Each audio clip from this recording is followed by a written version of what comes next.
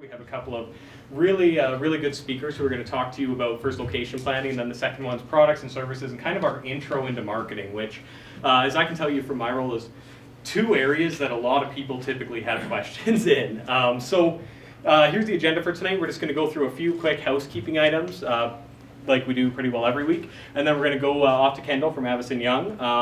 We're going to have a really quick break, and then Tevi's going to be talking to us from BDC. And I mean, these are two presentations, like I kind of mentioned. In my role at Community Futures, we talk a lot with entrepreneurs in that startup phase, and even entrepreneurs that are currently in business. And the real estate side of things is something that a lot of people have confusion around.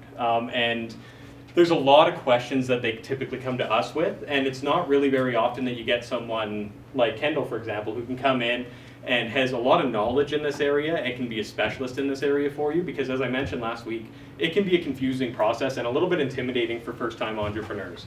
And in terms of Tevi from BDC, the great thing about BDC is that much like Community Futures, they wear a lot of hats, and so she's going to be able to speak on a wide variety of topics as well. So I want to talk real quick first about last session.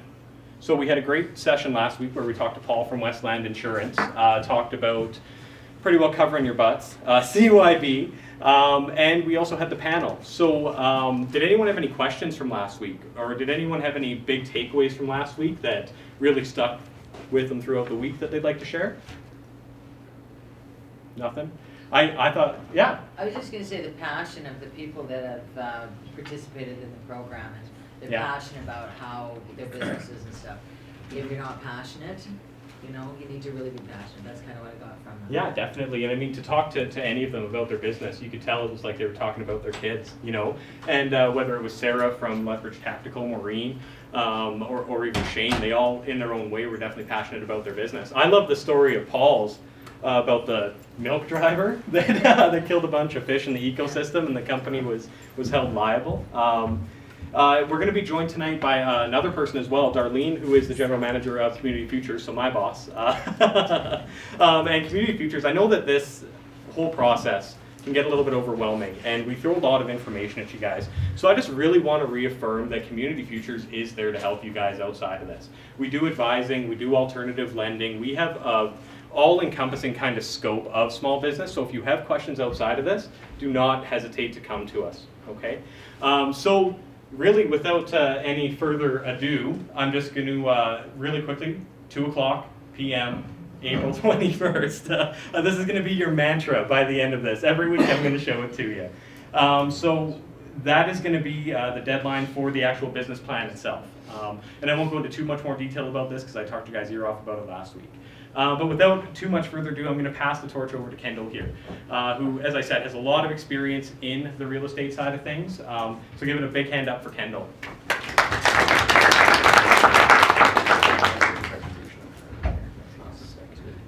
Jason may have talked me up a little bit much, but.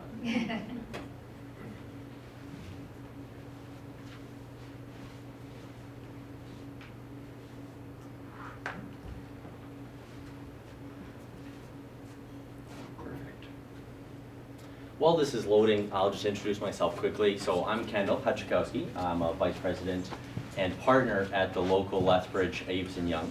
We're a commercial real estate services company that stretches across North America, and we're actually currently the fastest growing in the world, just focusing on that commercial aspect. So today I'm here because Darlene invited me after giving a short talk at one of their breakfast groups meetings, just kind of overviewing the commercial real estate market and stats, what it looks like in Lethbridge, you know, what if stuff's trending up, trending down, and how that would affect their businesses in that group. And so today I've kind of amended that same presentation for this group in regards to starting something up new. You know, what's out there, what does it look like, what are the expenses, what are the numbers, what are the timelines involved in it, so we can kind of go through that step by step. Any time throughout the presentation, if you guys have any questions, feel free to raise your hand, shoot them at me right away. It's always nice to sometimes get an answer when you first ask it instead of having to remember until the end. And at the end, we'll summarize it again and go over any questions or comments that you guys have. I have some cards here at the front as well. So throughout your search, you'll obviously have this presentation loaded into the information database. If you're going through it at any time and you have questions, if you have a question that's specific to one of your businesses or one of your ideas, feel free to give me or anyone at Avison Young a shout, and we can answer those questions, give you some advice, or obviously help you find space if that's the end solution that makes the most sense. So looks like it's almost there.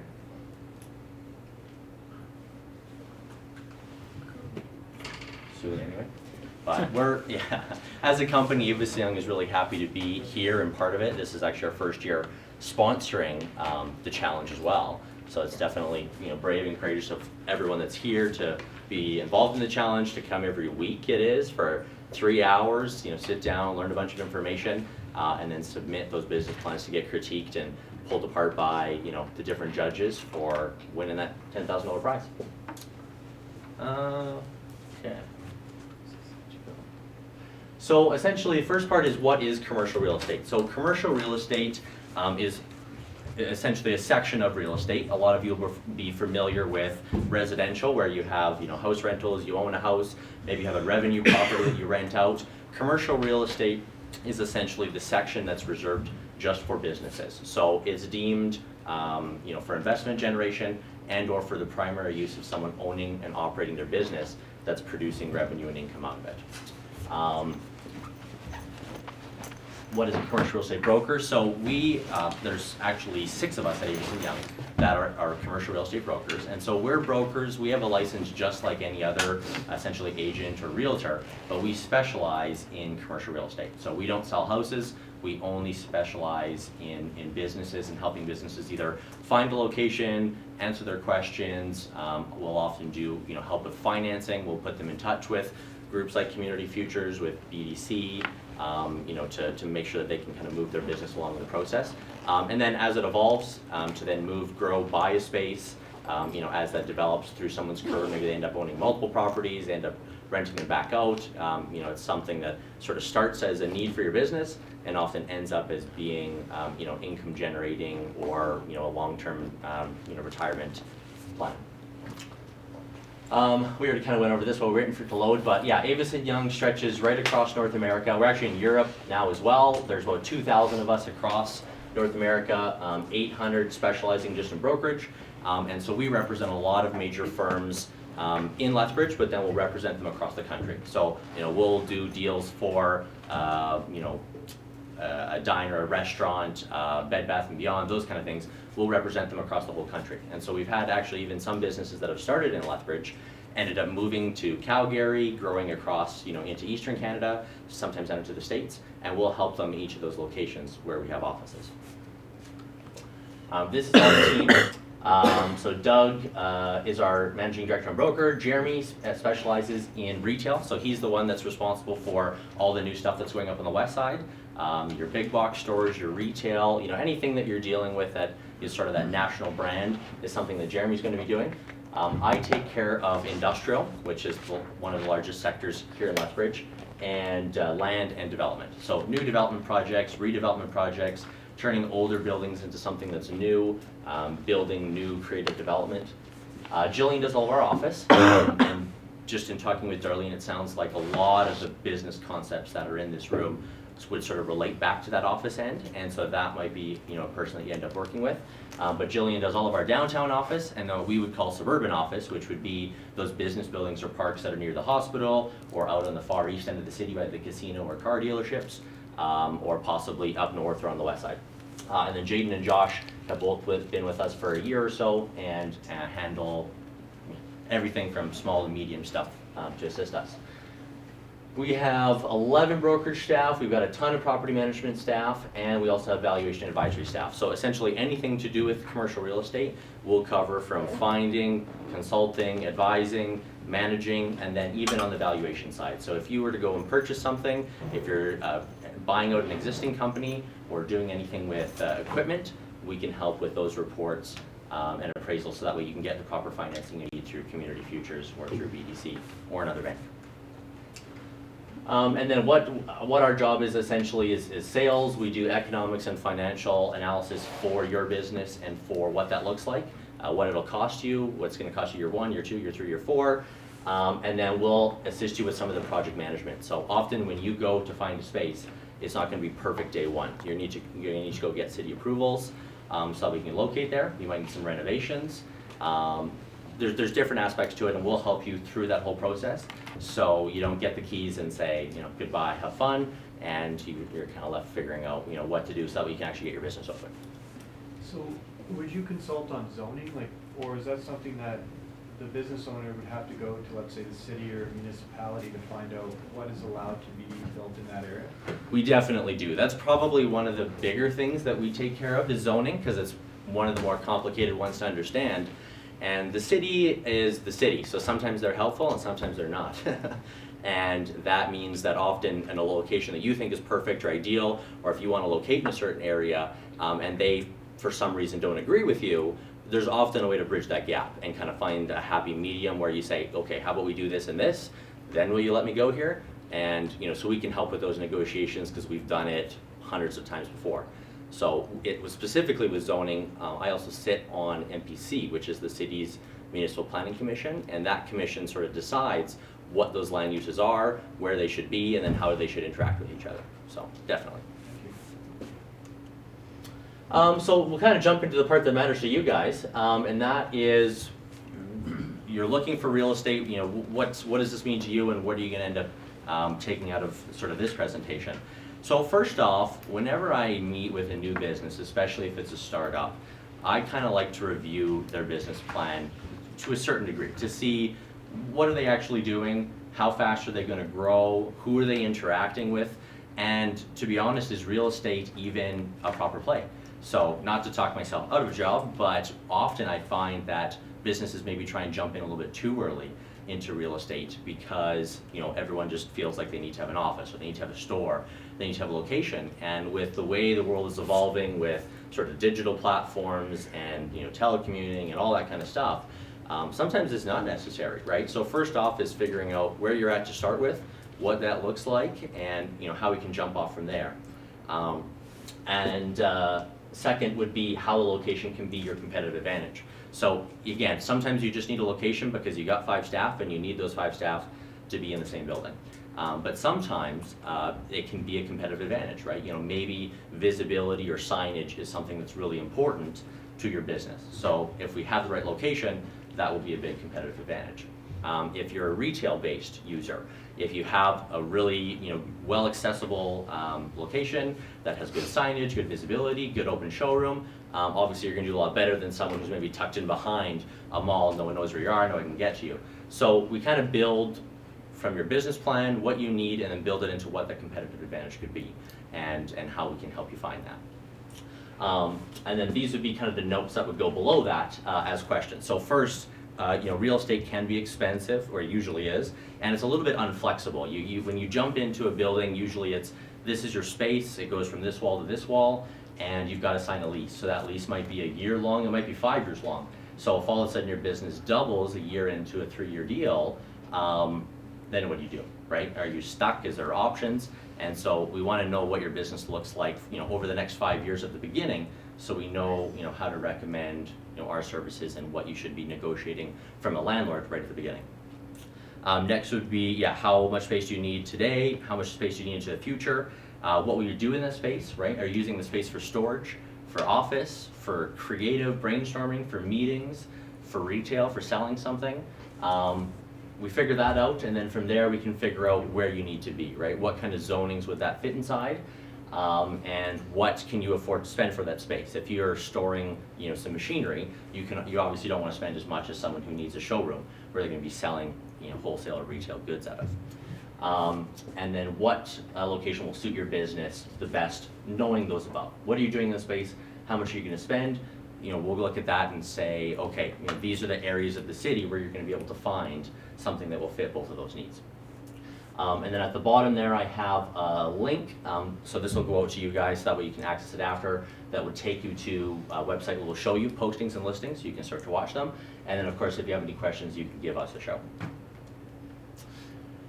So once you've determined that you do need real estate, or that you do need a location, next would be where? What is there to consider? And how do you know what's best in terms of and a place to put your business. So on the side is actually an example of a traffic count map. And so traffic count maps are something that we use along with demographic maps and a few other types of maps, zoning maps, etc., to say, okay, if this is your business, if you're a retail business or an office business, you know, you're going to get a lot more exposure on this road than this road.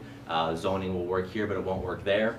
And so we'll kind of run through that list of items, traffic counts, neighbors, who could you be beside, who do you not want to be beside. You probably don't want to be beside someone who's your direct competitor, but you might want to be a block away in a better location, right? So we'll look at that and evaluate how that'll affect you. Access, sometimes you have great sites that just don't have good access. And you know, that doesn't do you a whole lot of good if the customer drives by you every day, but they can't drive in to actually get your business. Parking, how good is the parking? Is it good? Is it bad? Are people coming and there's no place to park? Or are they coming and they've got a nice abundant, you know, parking lot where, you know, they can park easily no matter what size vehicle they have? I deal with a lot of like ag or manufacturing style businesses where not only is parking a concern, but they want parking that will fit big vehicles for their clients. So their clients can come in right off the farm and, you know, have a bigger truck or bigger equipment, and they don't have to worry about their guy just driving past or parking on the street or parking a block away to, you know, visit their location. Signage, which is obviously important for the obvious reason of wanting your business to be visible. Interior improvements, so that goes back to what I mentioned a little earlier. For the most part, any space that you find isn't going to be ready right off the hop, right? There might be some renovations that you need to make it perfect. That might be as simple as paint, which is obviously pretty easy, but it might be as complicated as moving walls, moving plumbing. One that we run into frequently is with, you know, salon or aesthetics. There's a ton of expense involved in those businesses, even though they're not very big, and it's just because there's so much detail with the electrical and plumbing and whatnot that we have to take into account. And then purchase or lease. So that, once we get kind of to the bottom of that list, that's when we would first start to have a discussion as to, okay, we know you need a location, we know roughly where it needs to be, now are you gonna buy it or are you gonna rent it? Typically people always wanna jump towards buying something because, you know, they've maybe been told for the last 10 years that to rent something is to throw your money away. And in commercial real estate, that is a little bit different. There's some tax advantages to leasing, which is something that I'm sure some of the accountants will touch on. But the biggest advantage is flexibility. When you have a business, your primary goal and objective is the growth of that business. And so you don't want to all of a sudden try and mold that business into a building that you already bought because you're stuck there, right? And so you find that a lot of big companies, banks, all your big national retailers, any company that will grow really quickly will often lease because it's more flexible. Right? They can get terms that are better, they can change how their business looks every 2 years, every 3 years, every 5 years. Or if they don't like the location, they can just leave and then just go find a new location and then, you know, negotiate with that new landlord for the new space. As well, if your business all of a sudden, you know, has a rough year, a down year, it's easier to negotiate with the landlord to say, hey, I'm having a rough year, can you help me out? Or just not take on more space than if you have a mortgage and the bank says, if you don't pay, we're foreclosing, right? So there's a couple of elements to that. For new businesses, I definitely tilt them usually towards the leasing end of it. If they really want to purchase or if they really have that goal of owning that property at the end of the day, then what we can do is build in things like an option to purchase or a first right of refusal. So that way you know that you could buy that bay in a couple of years once you've deemed that that location is perfect. And if it's not perfect, then you can go find another space, set up your business in that location, and do the same thing again, right? And who knows, you might just keep bouncing from space to space as you grow, or the first space you find might be perfect, and you buy it in 5 years, and happily ever after. So, below here, I have a link to the City of Lethbridge Development Office website. So one of the big things with a location is that you do have to get city approval in almost all instances for wherever you're going to locate. There's a lot of terms that they use to describe that. I'll leave those out for now, but essentially it comes down to they want you to be in the proper zone, and then once you're in the proper zoning area, then they want you to be the proper use. And for the most part, the business that was in that space before you is going to be different than yours, and so you're going to be changing the use of that space, and so you have to get the city's permission. You can call them. I have their number up there as well, which will be on this in your files or your archives, wherever. You can call them to have a discussion with them and see what their thoughts are. You can bounce ideas off them as to this is what I want to do, where can I locate, this is what I want to do, can I locate here, and they'll give you some feedback if that makes sense or not. If you run into some trouble with that, if they're maybe not as receptive as you would hope, then you can call us and we can figure out if there's a way we can make it work, or if there's a way we can maybe amend either the zoning or your use to fit inside what the city's looking for. And then the last part of it would probably be your sort of detailed cost analysis. So obviously probably the biggest factor when you go and rent space or use space or you need space is going to be how much it ends up costing. And so here I have a couple of breakdowns as to what you can expect jumping into it, what your numbers would look like. So for a purchase, for the most part, you're gonna need 20 to 25% of whatever that building or unit's value is in cash up front to use as a down payment, just like you would with the house. House, you can get away with 5, sometimes 0. In commercial, that standard is definitely a lot higher. There are some alternative like Community Futures, like BDC, that will do lower, but for the most part, they'll do that for established businesses. So once you've got 3-5 years under your belt, then they'll look at it and say, hey, they're doing really good, they're on track, why don't we give them, we'll do it for 5%, similar to what it would be in the house. But usually they want a bit of a track record. Payment works similar to your house mortgage. You're gonna have your amortization, you're gonna have your payment, it's gonna include everything, and you're just gonna pay it every month just like you would with your house. You've gotta cover any repairs, you gotta cover your roof, your furnace, all that kind of stuff on that building, and usually it's a little more expensive than it would be for a house.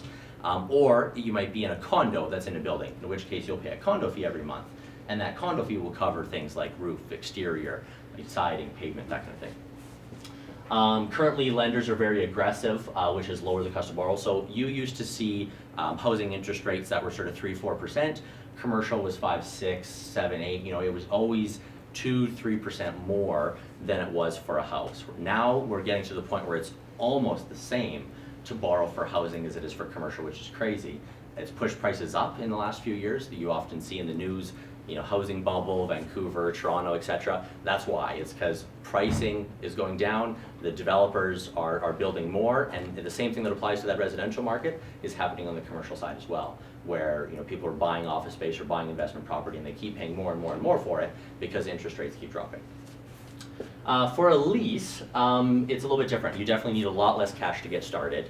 For the most part, you need first and last month's rent as a deposit. So if your rent's going to be $2,500, if you can afford to pay $2,500, $3,000 a month rent, then you're going to have to come up with $6,000, and that'll cover your first month's rent. So it's definitely a lot more attainable to get into the market and find space with that. You'll even sometimes get landlords that will do just a deposit, just last month's, which would then even lower that further. Variable lease length. So here, depending on what you're looking at for size, maybe some renovations or improvements, will depend on how long of a lease that you'll have. So you'll get anything from, maybe you just need an office. You want an office so that way you can go focus on business away from your house, away from kids, family, whatever. And you can sometimes get a month-to-month deal for $500 a month. Very simple, very low commitment. You can kind of go in and out. Typically, those spaces will require anywhere from a 1 to a 5-year lease. So what you're saying on that is you're essentially signing on that line saying, okay, this is what I'm going to pay, and I'm going to stay here for 5 years. And again, that's where maybe some of the inflexibility comes in with commercial real estate, and that you do have to sign such a long term. With startups and with smaller spaces, it is typical that we can get you guys terms that are more in the 1 to 3 year range, because that those landlords know that if they sign you to a 5-year lease and you're outgrowing it, then they're only going to be hurting you by having a longer lease, right? So maybe if they give you a shorter term, then you'll take more space in their building, or maybe you'll rent space in another one of their buildings when the time comes to renew. You can negotiate tenant improvements to help start up. Like I mentioned before, it can be pretty expensive to get into a space and get it all ready. Flooring, paint, maybe moving walls, plumbing, electrical, etc. When you have a lease space, you don't own it, the landlord does, and they're okay with improving those spaces over time. And so you might go in and say, hey, this is my business, the landlord likes that business, I'm willing to sign for 3 years, and because I'm going to sign for 3 years, I want you to pay for the flooring and the paint and put in a sink over here for me, right? And they'll say, okay, sure, that makes sense. If you sign on for 3 years, I'll do that. So you can offload some of those startup costs onto the landlord in exchange for sometimes paying a little more rent or just signing on for a longer lease term. And landlord's responsible for building maintenance and exterior. So they're responsible to clear the snow, they're responsible for the roof, they're responsible for the electrical systems, they're responsible for the HVAC. So you have your lease payment and you can focus on your business. Everything else goes back to the landlord, right? They're in the business of taking care of that building and you just get to operate your business inside. So there's definitely less to consider and there's gonna be less of those, or none of those surprise costs that might jump out at you. And your lease payment is fully tax deductible. So that's one of the areas where all of a sudden a lease versus buying can make it a little more competitive. When you buy something, part of your payment is going towards principal, part of it's going towards interest. So you can deduct the interest portion, but you can't deduct your principal, right? Because you're essentially building value in that asset. With a lease, your lease payment is completely gone. You're paying it to a landlord in exchange for a service. And so you can deduct that entire amount from the income that you're making every year. So that, on top with the fact that you don't have to have as much capital to go in and buy something, is what pushes a lot of these big companies towards only leasing, right? Because they look at it and they say, okay, if we've got $10 million in capital, we can open 100 stores instead of buying 2 buildings. And all of that payment, all that money, is then tax deductible that we're paying, which will come off of their P&L sheet. So those are some factors to weigh in.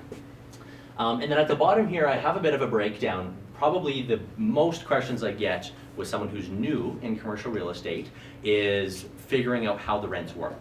Because typically when you look at like an apartment or a house rent, you pay $1,500 and that's it. Maybe it's $1,500 plus utilities, but that's the extent of the complication, right? It's pretty straightforward. In commercial, it definitely can get pretty complex. Sometimes it'll be simple and straightforward. You might have an office rental, you pay $500, done, that's it. But usually you'll see commercial spaces listed on a per square foot basis. So you'll see it says $8 a foot, $10, $10, $12, $20 a foot, and then it'll say maybe triple net, additional rent. There's all these phrases that go after it. So this is a little bit of a chart to show you how you can get to your total monthly expense before you make a decision. And that would be your basic rent. So your basic rent is what they'll advertise on a per square foot basis. So for example, and we'll get to this a little bit later, I have some averages for you guys so you know what they'll be in each sector. But an industrial building, an average would be about $8 a foot, right? So you'll spend $8 a foot on 1,000 feet, that'd be $8,000. Now that's over the course of a year. So you would take that $8 a foot, times it by your space, 1,000 feet, divide that by 12, and that would then be your monthly rent. So that's what you would pay. Additional rent would be also sometimes is called triple net, operating costs, CAM. The way a commercial lease works is you pay a basic amount, and then on top of that you pay all of the expenses of the landlord. So you pay for the property taxes, you pay for the insurance, you pay for the snow removal, garbage, you pay for all the expenses just in a separate number. And they'll usually give you a number as an estimate already attached to that. So you'll know what that number is, it won't be a surprise, and for the most part they don't change from year to year. So you just factor that into your costs, but you just have to know that they're usually separated out. So in that same example, you have $8 square foot rent for an industrial space, your operating costs are usually about $2. So that would mean that your total is 10. And then you would have on top of that any renovations. So if you're spending the money for the renovations, that would be a cost to you. And so what I would recommend you do if you have to spend $10,000, you want to kind of break that up into, okay, over the next year, that's going to be a couple $100 a month, right? Break it down so you can see what those expenses for that space will cost you while you're in that space. Utilities are usually separately metered. So you'll have a meter, you'll sign up for that meter, and then you'll pay for whatever utilities you use. So in a commercial space, you'll run anywhere between $200 and $600 a month for utilities. So they will be a little bit more than what you would see on a typical house. And then GST. So one of the differences in commercial versus residential is you pay GST on everything. Now that GST you'll reconcile with the GST number with your accountant, and you'll get some of that back, but you're still gonna have to pay it when you initially write those grant checks. So that's something you wanna factor in. And then add all those up together and you would have your total monthly expense. One of the things that I always note for people, whether it's on a purchase or a lease, is to add all of that up ahead of time, including on a purchase, figure out what the property taxes will be, go get an insurance quote ahead of time, add up all of your costs so you know what your monthly rent is before you move forward with it. Because often you'll look at it and say, oh, okay, well my mortgage payment's $1,500 a month, that's fine, I can afford that. And then all of a sudden taxes, insurance, condo fees all comes on top and now you're $2,500. but it's too late to go back once you've made that decision. So make sure you have all of those expense numbers at the beginning before you move forward. Kendall, how easy is it to get the property tax assessment on a place that you're looking for? Super easy. So we'll know if it's any property that we're looking after, we'll know it. We can give it to you right away. Otherwise, actually, all property in the city of Lethbridge is available on the city website. So you can go in, type in any address, and you can find out what the property is assessed at and what they pay for taxes. Any house, any commercial property. So it's actually quite straightforward to find out those numbers. And from an insurance standpoint, insurance quotes they can usually do quite quickly as well. You can call the same broker that you have a house or an auto policy through often and say, this is the building, this is what it's worth roughly, and they can give you an estimate of what those costs would be. Sorry, that's on what's website? The City of Lethbridge website. Okay. Yeah. I can send Jason the link to include it in. So from there, one of the bigger concerns that you'll have, and I'll run through these next couple slides pretty quick, just to give you a high level, and then if you run into any issues in regards to zoning or city approvals, you can give us a shout or give the city a shout to discuss them further. But you have kind of 4 main categories that all buildings are grouped into. And that's going to be industrial, and inside industrial you have a few different types of industrial. Commercial, which is your retail, your office, those sorts of uses. Residential, which is obviously all housing, and then you have public. And public is your schools, churches, parks, community buildings, that kind of thing. So those are your 4 main categories. Inside those 4 main categories, then you'd have your 5 types, which would be industrial, which is primarily for storing or manufacturing something. Retail, which is obviously primarily for retail or selling something. Office, which is for housing staff or meeting people. Investment, which would be sort of later stage where you're looking to put money in and then get a return or get a cash flow back. And then land, which is something that you might look at if you want to build custom property or if you need a lot of storage space that's not available. And those are all color coded to this is an example map. So there's a link there again if you wanted to go and look in a specific area of the city to determine if your use or if your business would fit there. But this is a zoning map and it's colored based on what you can put in each area. So yellow is residential. You'll see the purple area, which is sort of the northeast end of our city, which is sort of way up in the corner, is mostly purple. That's all industrial. And then your retail and your office are kind of sprinkled throughout the city into little strip malls, little buildings, and then downtown. Can the categories be, I guess, multiple categories? In the sense that can there be a spot that's available to the public, but it's also for manufacturing? They don't usually overlap, but they can. Like retail and office can overlap, they often do. But that's why they're in the same commercial zoning. Every property will only have one zoning, so there will only be one zone on it. But they might allow a use from something else to go into that zoning. So, for example, like a makerspace. Sure. Are you familiar with kind of what they are? They're public can buy membership, Yep. go in, they Yep. can use prototyping equipment. Yep. It's manufacturing, Yep. there's noise, Yep. but it's also available to the public where Yep. it's more of a Yeah. come and go situation. So would the city decide which color code they want to go with, or is that something? It depends on the intent of it, right? So if it's an organization who's doing it not for profit, then they'll consider it public, right? If it's a business that's doing it for profit, then they'll consider it industrial, Okay. right? So that would be the differentiator there. This is an example. So each of those zonings then have a list of the purpose. So that's what the city says is the purpose for that zoning. And then a list of permitted uses and discretionary uses. And so this is how we find out if your business can go in that location. We'll find out what the zoning is, we'll pull up this list, and we'll go through there and see if there's a definition that makes sense for your use. Sometimes you have a business that doesn't really fit any one of those perfectly. And so then it's interpretation. And so often when we run into conflict with the city where they maybe don't want something to go somewhere and we do, it's usually based on interpretation. So sometimes we can just help them to see the interpretation from our angle and then we're good, right? But that's something that we'll check on right away once we know what the business is to make sure that we're not moving to an offer or negotiations on a property if you can't locate there anyway. You have the same kind of websites and stuff for the county of Lethbridge? I do. The county is a little trickier because they don't have as much public information. All of the information is accessible, but we often have to go through one of our contacts there to get it. But I can definitely get you all of that info. There's zoning maps. In the county, you can actually even get soil topography. You can go, even further because of its agricultural base. So, Okay, if you afterwards, if you want to give me a card or I can give you one of mine, I can send you the links Okay. so you can access that information. Okay. We have it for Coaldale, Colehurst as well. Pretty much anywhere in southern Alberta, to some degree, we'll be able to access this information. So now into actual buildings. So this will actually, maybe I'll get kind of from a show of hands, based on the business that you're entering this challenge on and looking to do. There's going to be 3 sectors: industrial, which is maybe more of a storage or manufacturing of something; retail, which means you're selling something either on a showroom floor or even by wholesaling out of your home; or office, which would mean maybe you're more of a service industry. So I'll ask sort of who in this group would be maybe more tilted towards sort of the industrial sector of things for the business that they're entering. Okay, a few. What about retail? Retail industry? Just you. Okay, and office. Okay, yeah, so definitely more office. And then some unknown or undecided.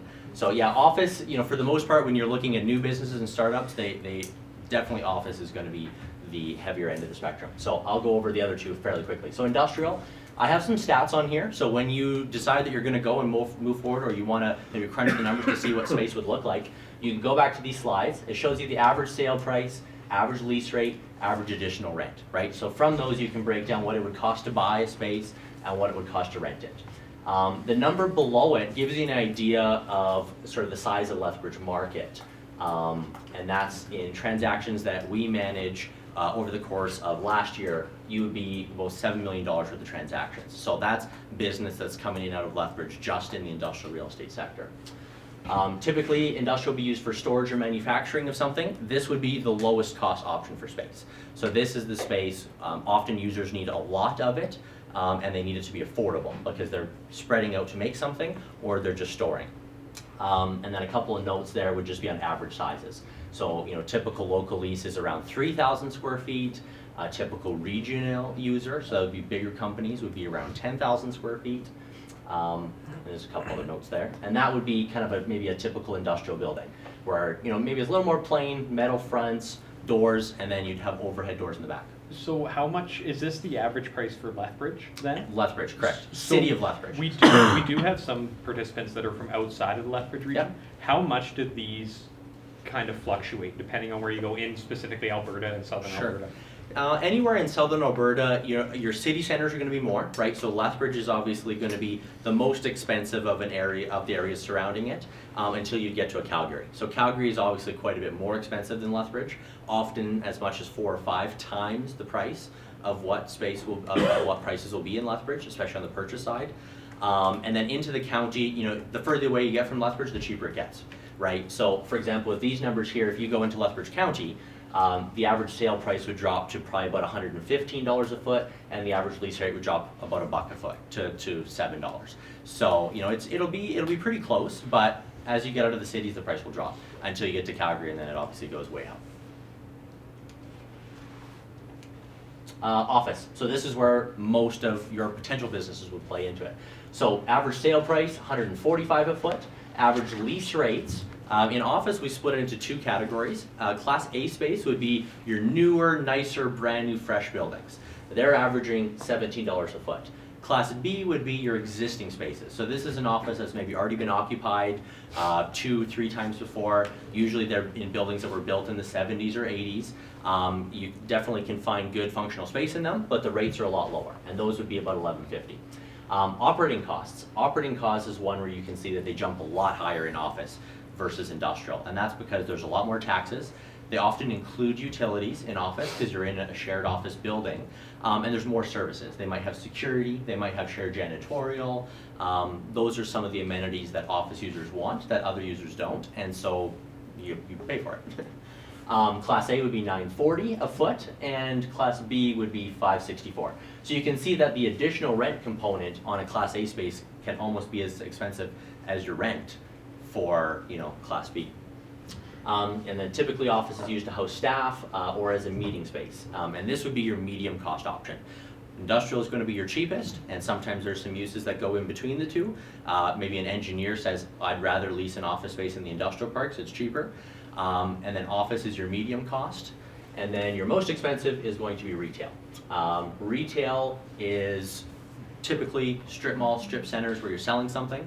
And that will range, our average was $24.64, but those new centers that you see that are being built on the west side or the big box centers down in the deep south, often space in those buildings will rent for as high as $40 a foot, which means that, you know, your costs compared to, you know, the same bay in the industrial park would be, you know, 6-7 times after you factor in additional rent. Yeah, typically used for showroom and or retailing of goods and services. That's going to be your high cost option.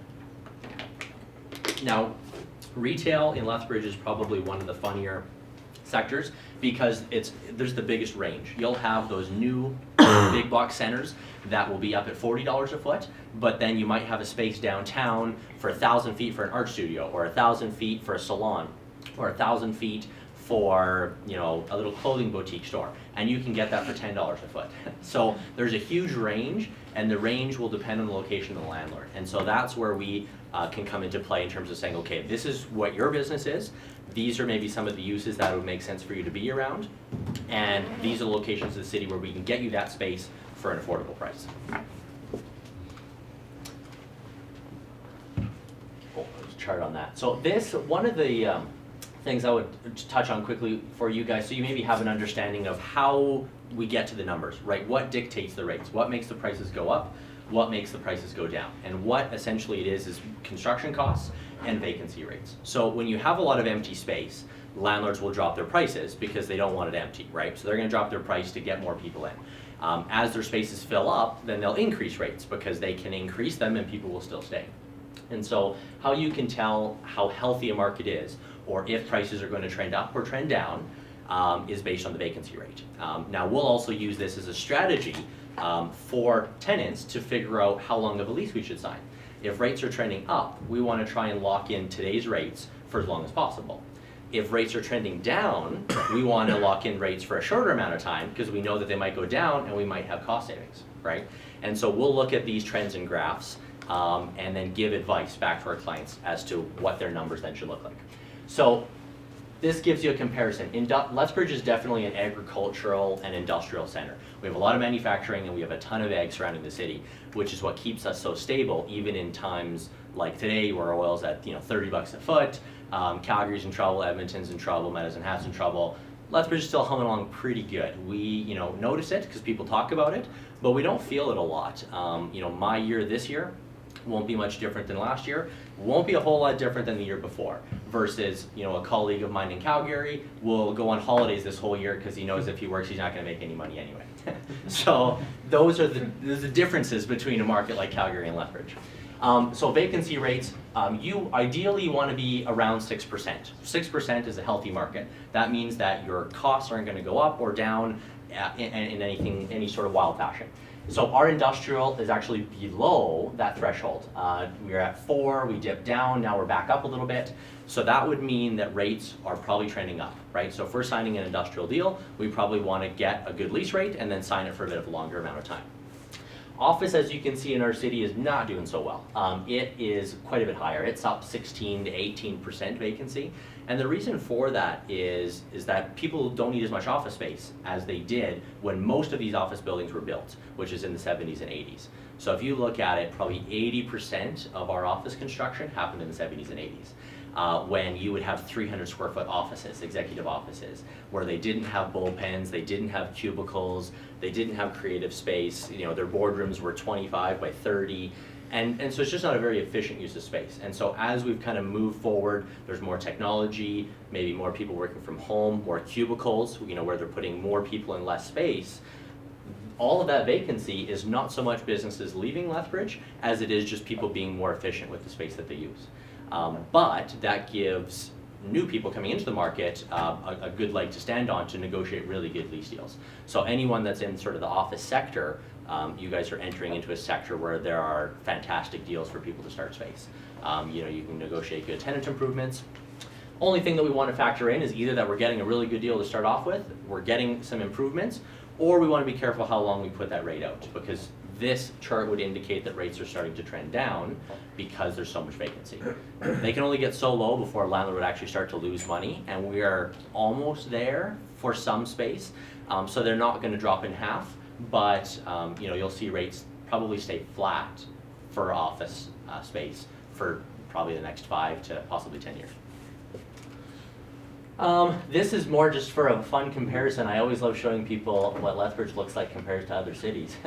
So these are vacancy rates across Canada, and that would be for office. So we have some of the highest office vacancy in all the major cities across Canada. You'd have Calgary, Hamilton is on that side, Montreal, Ottawa is on the other side of Lethbridge. And then down below, you'll see some of the American markets. So those American markets are just coming out of a recession that lasted a lot longer than ours is. And you can see that some markets there are still at like 20% vacancy. And then those are in cities like Detroit, where they might have 30 million square feet of office space and 20% of it is just sitting empty. So they'll have more than our whole city sitting empty. This is industrial. So industrial, we're doing pretty good. But you can see some of those American markets still were pretty high, through the recession. And then this one, this is area under construction. So you can see Lethbridge right there. Office doesn't even register, and industrial is just a little sliver on that map compared to the other Canadian markets. So in Lethbridge, we have about 15 million square feet of total space in our whole city for commercial space. And in Calgary, this year, they're building 6 million square feet of office and 4 million square feet of industrial. So they'll build almost as much space as we have in our whole city in 1 year, just in new space that they're taking on. Now, unfortunately for them, a lot of that's going to sit empty because oil is at $35, but nonetheless it's being built. And that doesn't even compare to some of the American markets where in Los Angeles, for example, they're building 14 million square feet of industrial space just this year. So, more than our entire city. Yeah, sorry, it's a little hard to read. More than our entire city in 1 year for industrial space. And they do that every year, year after year. So now we'll move on to process. So this is a bit more of a step-by-step, and this is something you can refer back to when you decide that you do need space, or if you want to get more details as to what that would look like. So step one is finding what those priorities were, and we kind of touched on what some of the elements are that would, direct into what those priorities are. So we'll go through those, we'll gather the information from a client. This is, an example of a even just basic form that would give us an idea of what they need, what they want. One of the most important parts at this early step is timeline.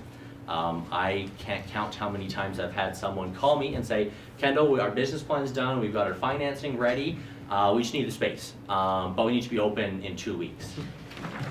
And my answer to them is, yeah, probably not gonna happen. It's, you can't do stuff like this that quickly. So you wanna start as early as possible if you're gonna need a location, even just getting on a mailing list, seeing what's out there early on so you know what costs will look like. And then that way you can factor that into your business plan. But at the end of the day, to do a medium-sized space, you want to give probably 2 to 3 months. And for a small space, you probably want about 2 months of time. So you want to start 2 months ahead of when you're going to need that space to make sure you're going to have that lined up, ready, and negotiated properly for when you need it. So, because if you don't leave enough time, something will have to give, right? You might not be able to spend as much time negotiating. You might have to sacrifice on what's available because the bay you really want is still leased and won't come available for 2 to 3 months. So you definitely want to leave as much time as possible. 2 would be to create a market survey. So what we'll do once we know everything that you're looking for, what you want, how much you can spend, we'll create a survey like this that shows all the possible options. Where they are, what the sizes are, how much they cost, what are some of the features, what are some of the benefits, what are some of the cons, maybe, because for the most part all buildings have something that isn't perfect about them. So we'll tell you all of that, add our notes to it, and then send it to you. And again, this we can start 2 to 3 months ahead of time, so that way you can look at it and know what makes sense for your business. And then we'll start to narrow those options down. And once we get to about 2, 3 or so that make sense, we will move on to tours. And so what a tour is we'll go look at space, right? So we've got it narrowed down to 2, 3, 4, sometimes more, sometimes there's 8. And you're just, Kendall, I gotta look at all 8 of these options. So we'll go look at all 8 options. And we'll go look at them, go for a drive, view what they look like. I'll often recommend that they go look at it ahead of time. And then maybe look at it at a different time of day than when we're gonna go for our tour, right? Because maybe the site is amazing at 6 o'clock, but at 4 o'clock there's 0 parking, right? And you're not gonna know that unless you see it at multiple times of the day. So those are some of the tips that I have for that. We'll go in, look at it, brainstorm some ideas as to, okay, it's perfect the way it is, we need to change this, we need to change that, or this space is perfect if we can get it at this price. Otherwise, we prefer this other space. So we'll kind of go through those together, eliminate any options that just don't work, right? So that way, again, we're kind of focusing on the select few. And then from there, you start firing questions back at the agent or the landlord, right? So we might go to the landlord and say, what is the HVAC and what is the heating and cooling in this building? What are you willing to spend on improvements? What is the parking like? What, those kind of things. So this is the time when we would do that. And then from there, we would write an offer. So in commercial real estate, there's multiple kinds of offers. And those offers mean different things and have different levels of commitment. And they're a little bit different from a lease versus a purchase. But that's something that you'll either want an agent or a lawyer to handle, almost indefinitely, unless you're really comfortable with, sort of the legal language.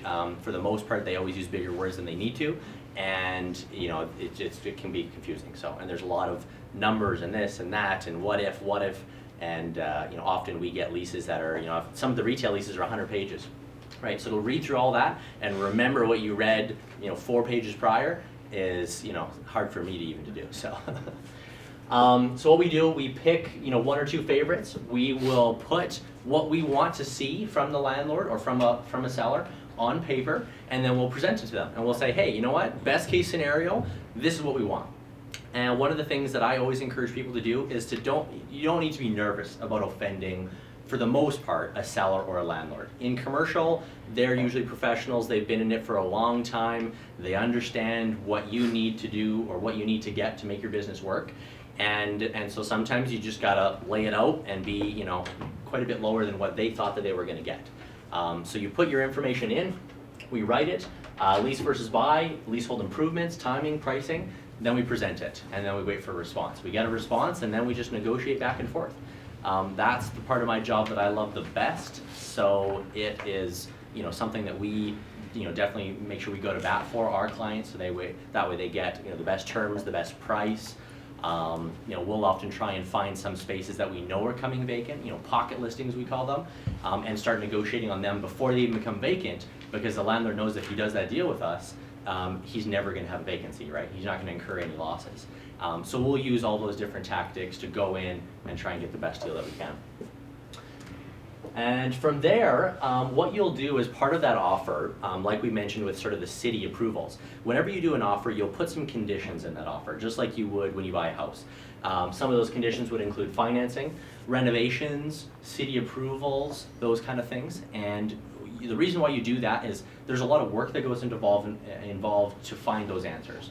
And you maybe don't want to do all of that work if you don't know that the landlord's going to do what he's not going to work with you on your offer. So we usually like to get a deal in place, and then we'll go talk to the city, make sure it'll work.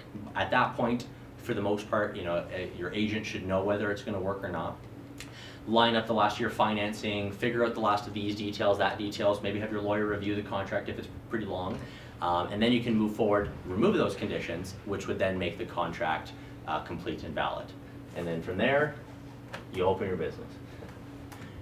And that's it.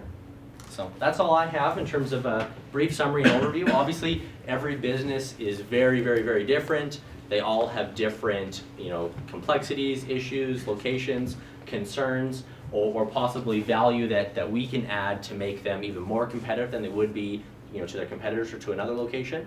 And so I'm happy to answer any questions that you might have, either high level or very direct and very specific, via email or phone or vice versa. So anyway, I'll see what you guys have for questions. So At what point, I guess, do you get paid? Do you get paid when the deal is signed, or does a business hire you to go and find a property and match it up with the right business owner? And things Yeah, like that? that's a good question. A little bit of both. For the most part, the landlords or sellers always pay, right? So if you're a buyer, you're probably not going to pay. If you're a tenant, yeah, again, same thing, right? It's the landlord or the seller that's going to pay us. Sometimes we'll do deals where maybe there is no end deal, right? Maybe it's just advisory, right? I need you to help me with this. Consult on this. I already own this piece of land. The city won't let me do what I need to do with it. Can you help me, right? And in those cases, then we'll say, okay, this is what we'll do, and this is the cost, and then we move forward, right? But for the most part, any of the services that we kind of talked about today, where you're going out and finding space, will be at no charge to you. We'll get paid through the landlord or the seller, which is great for you guys. We have a question from online. Sure. Do you deal with commercial land for business owners to build on? Yes, we do. So one of the things, because we've seen prices sort of go up pretty quickly the last couple of years, and or the perfect building not be available, we've done a lot of new construction. So probably half of what I do is new construction. And so then if they have the piece of land, we'll help them go through that process of zoning, approvals, finding a contractor, building the building, away you go. Or we'll help them find the land and then move them through that same process. So yeah, definitely. So I don't know if this is a good question for you or for maybe Jason. It's in regard to the actual business plan, but Sure. if a business is starting out as a home-based business and then hoping to move to have just an office space, Yep. But for right now, in terms of like the location section on the business plan, what should I be putting, like a home address? If it's, because it's for e-commerce, but also selling a product to other businesses. So Yeah, should if you actually do put in like your address at the beginning of the business plan, then it would be your home address wherever your office is. And even if you just want to mention in that section that it is a home office to start, but within the next 3 years, under these circumstances, we would look at moving to a bigger location for these sort of reasons. Because anything really that plan can refer back to for the next few years really is kind of the goal of that.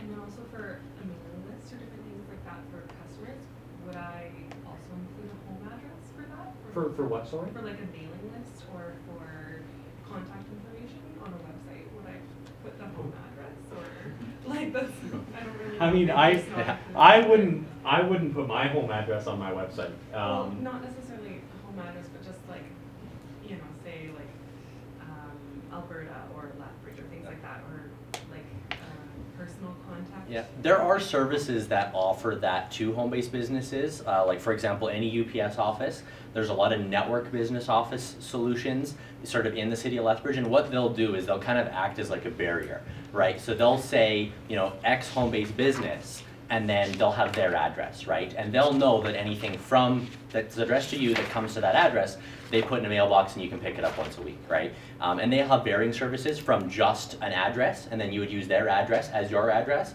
to ones where they'll even have like a receptionist that'll answer calls, and you can use them. You know, they'll have one receptionist that maybe works for 10 businesses. Directing calls, answering calls, etc., which would reduce your costs, right? Because you could use one of those services up front until you're ready for a full-time person, right? So there's lots of those, and if you need access to one and you can't find it, feel free to give us a shout. We'll just give you a couple names to contact. So another note on the home-based business, it's probably more on the accounting side, so I'm guessing an accountant will touch on it. But whenever you're in a home-based business, you should still factor in a rent payment. Where you're paying rent from your business to yourself. At the end of the day, it's the same thing, but it's still on paper from your financials. You want to build those financials from day one and move it forward through your business. You want to show that there was something there for rent, right? And so if you're renting an office in your home, put it in there that your business is paying you personally $500 a month, right? It's going to be something that you can, or if you're just a sole proprietor, right? If you don't have it as an incorporated company, then you can deduct that percentage of your home's expenses, right? So let's say you have 1,000 square foot home. If you're using 200 square feet for your office, you can add up all your expenses for the year and take that 20% and charge that as sort of rent to yourself, right? So either way, you want to make sure that even if you're staying at home, you find a value attached to what that rent is. I would encourage you to build that into your business plan, and then 2, make sure that you charge it, so that way then you can say, okay, now I'm not going from home where I paid 0 rent to an office where I'm paying $1,500 rent. I'm going from my home where I paid $500 rent to a location where I'm paying $1,500 rent, right? So it just kind of helps you in that evolution of space. So would something like a spa Yeah. fall under office or retail or? It's considered retail because it's more of a service and there's definitely more that you're selling there versus offices really in their primary function is for staff or meeting, right? So if you're not staff or meeting, then you're usually retail. Okay. But the zonings are almost always the same. So anywhere where you could do an office for the most part, you could do a spa, right? So, except, 7th floor in an office tower, maybe it just doesn't make sense. But you still could. Yeah. I do have a question for you. Yeah. I know and I hate generalization. There's a general rule for this type of thing, but I know in our role, and in my experience, I've seen a lot of clients that have gotten kind of crippled by leasehold improvements and Oh, yeah. carrying the debt from leasehold improvements. Yeah. Do you guys have a rule of thumb that you use when you're talking to new-time business owners about leasehold improvements? How much is reasonable to spend versus how much is reasonable asking the landlord to spend, or Sure. what that breakdown kind of is? It varies on the space and the business, but I definitely try and encourage tenants away from covering their own tenant improvements. One, because no one ever expects it's going to cost as much as it does. When you get into the commercial scheme of things, there's definitely more codes, regulations, rules, contractors, etc. that you have to then dive into, which cost a lot more than you might think. Right, so I've seen the same thing where a tenant will jump in and say, oh yeah, I'll take the space as is because I got a couple bucks a square foot off my lease, but now all of a sudden my bills are mounting and I'm at like $30,000-$40,000, and that's not a position that you want to be in. So you definitely want to structure it to try and put in as much of those improvements into like a leasehold. I would probably say that you want to keep your tenant improvements in terms of your cash into a space probably no more than about 3 times what your rent would be, right? If your rent's $2,500 a month, about $7,500 in cash would be okay to put in, unless you know you're going to be there for a really long time. And you're then using financing to do those improvements. But if you're looking from a startup phase, you're thinking kind of the 1 to 2 year time frame, I wouldn't recommend spending more than 3 months in additional cash. And what we find is that if you're a new tenant and you're going in and you say, okay, all my renovations are going to cost 15 grand or 20 grand, but at the end of the day the space is going to be way nicer, way better, and usable by a tenant after me, the landlord's usually okay to spend that money, right? Now if someone wants gold, ceilings and marble floors, and then the landlord's going to say, no, I'm not going to do that, right? But if you're reasonable, then landlords are usually pretty willing to work with you. And even if it's a little bit more specialized, let's say the 3-month rule, right? If it's 20 grand in improvements, but you're willing to put in 5 cash, that makes the landlord way more comfortable to say, okay, well if you'll put in 5, then I can do 15, right? So you kind of use a bit of all of that to make sure you don't get stuck, too bad with those costs. Because at the end of the day, those are going to be lost costs, especially if you move. My question is, so I've leased a building and I'm in for 5 years. Mhm. And I'm in with my partner and then something tragic happens to my partner. Yeah. The business is going downhill. Yeah. How do I get out of that lease? Can I get out of that lease? Do I have to do a payout? Like I've just decided my Yep. partner's gone, I'm shutting it down. Yeah, that's a good question. So that'll depend on how you wrote the lease, right? So there's a couple of ways you can write a lease. One, you could write in your personal name, right? So if you don't have an actual legal company yet, if you haven't incorporated, then you would have to write in your personal name. If you write in your personal name, then you are on the hook personally, right? So if you, in that case, let's say you and your partner started the business, you just started it as Joe and Jane, and you don't go and create a company where you own shares, etc. with a lawyer, and you put both of your names on that lease, then you're both going to be liable. So something happens, it's all on you, right? You would have to pay out the lease, or some landlords are usually willing to work with you, right? At the end of the day, they're in business. They don't, especially in a place like Lethbridge where it's pretty small, everyone knows each other for the most part, right? And so you don't want to burn bridges.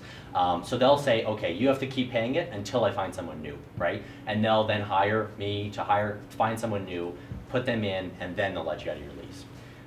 But how you can protect yourself on that in terms of being liable is if you have a company, right? So if you have a company, you set up your new company, that company then would hold the lease. So you would sign the company to that lease.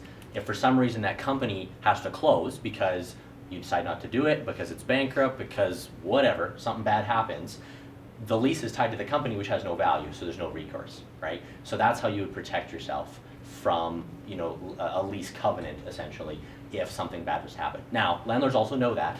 So if they are worried about that business or that tenant, or you want them to spend a bunch of money, they might ask you to personally guarantee the lease as well, right? So, and that'll be their way of just pulling you back into that paperwork. So, yeah, and that's something, obviously that would be, you know, worst case scenario. You know, you would kind of discuss it with your lawyer at that point in time and see what, you know, you could do to maybe make that situation a little bit better.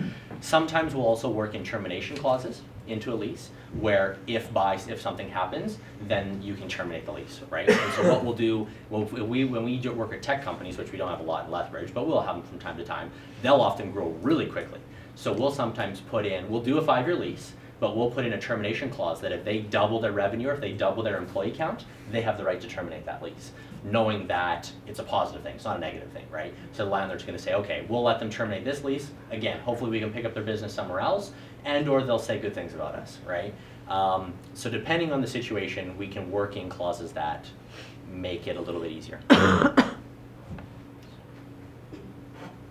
Yeah. I've got a couple questions, just because we Sure. see all sorts of things, right? Yeah, you bet. So, do you wanna talk a little bit about, we've seen people who will assume that going to a realtor is gonna cost them a ton of money, so they're gonna do it all on their own. Yeah. So I hope that's one good takeaway that you found out, is that's not the case, right? Yeah, We've seen people who will go and quickly rent or lease a space, yeah, and then they're gonna think, well, then I'm gonna sublease this, and I'm gonna sublease that. yeah. Sign all the documents, and then find out everything that has to be done in order to sublease. Yeah. Like the, you know, division of the walls, Yeah. different separate entrances for fire. Can you just touch a little bit on the things to be aware of there? Sure, yeah, well, one, if you're doing anything commercial, make sure that you have at least an agent, if not a lawyer involved, because the paperwork and the liability is a lot stronger, and typically the landlords on the other side have a fair amount of capital, and some are a little more unscrupulous than others, but they are probably not gonna let you out of that just because you didn't know, or because you didn't read the lease, right? So you want someone to be reviewing it. In the sublease instance, yeah, I have run into that as well, where maybe you want 1,000 feet, but there's this location that you really like, it's perfect, it's beautiful, but it's 2,000 feet. And so you say, okay, well, I'm gonna rent it, and then I'm gonna find someone else to use part of it. Now, depending on how you're sharing the space, might, you know, bring in one of those situations to effect. So if you're two totally separate businesses and you want separate entries, the city will make you what we call demise the space. And when you demise a space, you need to have full fire separation in between, and that is not cheap, because that means you have to have separate ducting, a full firewall, you know, all kinds of things. And so that all of a sudden you're going to go from a situation that wasn't great to a very bad one. Now, sometimes subleasing can work if you're of a similar use and or you're okay with actually physically sharing the space, right? So I've done a deal with an accountant who wanted this space. It was 3,000 feet, she only needed 15. But it was all offices, right? So she said, okay, I'm gonna rent the 3,000, I'm gonna use my 15, and then I'm just gonna rent out the other offices for $450 a month, right? So for you to go and use that office, you pay your $450, it's all good, right? You don't have to do demising, you don't have to have extra washrooms, you don't have to have any of the crazy expensive stuff. So in that situation, it works really well. The other situation was a manufacturing company. I did an 8,000 square foot lease, they only needed 5. They said, okay, we've got 3 here, it's great, we'll just put someone else in there. That 3,000 square feet, they found, and I was not involved in the original transaction, just, you know, but they came to me afterwards and said, hey, we want to put someone in this 3,000 square feet, who do you got, right? And I said, well, first of all, this is not going to end super well, because if you want to put in a separate 3,000 square foot user, especially with industrial uses, the city is very sticky, because you have, you know, this guy's producing sawdust, and this guy's got open flames, it's not gonna go well, right? And so they want a firewall. And so I told them, you know, if you rent out that 3,000 feet, you're probably gonna get stuck with a $40,000, $50,000 bill. And he said, oh, okay, well in that case, I might as well just use the whole 8,000 feet. So it's better to know that ahead of time, but there are usually ways that we can find around it. And or that guy, we ended up finding him a user that was just storing like motorhomes. Worked out great, right? The uses were similar enough. There wasn't a conflict there. We were able to convince the city to give him permission to rent out, and so then he got a couple of bucks out of storing some motorhomes in there, right? So, yeah. So, once upon a time back in the day, doing retail stuff, I thought that things like malls, for example, if Yeah. you rented space in a mall, that they charge you your lease or your rent, but they also charged a percentage of your sales or something like that. Is that still the same? It does thing? exist. And is that the same in industrial use at all, or no? No, definitely not, no. That's only a retail thing, and the only time you find that is in malls that have their own brand, right? So in Lethbridge, the only place that would have that is Park Place Mall. So for the most part, retail centers are exterior access, right? Where you're going in from the outside, and so each space is independently branded, you kind of do your own thing, they just maintain the buildings. And really, they're just a landlord. With something like Park Place Mall, it's a business. Park Place Mall itself is a business. There's a brand, they do advertising, they hold promotions, so they gotta make money back somehow, right? And the way that they have determined to make that money back is if we do a good job promoting the mall, you should sell more stuff, which means you should pay us a percentage of that. And that's where that percentage of sales comes into play. Yeah. And also, with those average rents, in a place like Park Place Mall, to give you guys an idea for anyone on the retail side, to rent in Park Place Mall, average rents were $24, west side or south side was $40. In Park Place Mall, you're between $100 to $200 a foot, and in the food court, those little small food court users are anywhere between $200 to $400 a foot. So, don't rent food court. Sales on top of that. Yes, yeah, percent of sales on top of that, so. Yeah, it's pretty crazy, and their operating costs are like $50 a foot as well. So their operating costs are more than the most expensive rents in the rest of the city. Wow. Well, thank you so much, Kendall. Yeah, That you was bet. absolutely fantastic.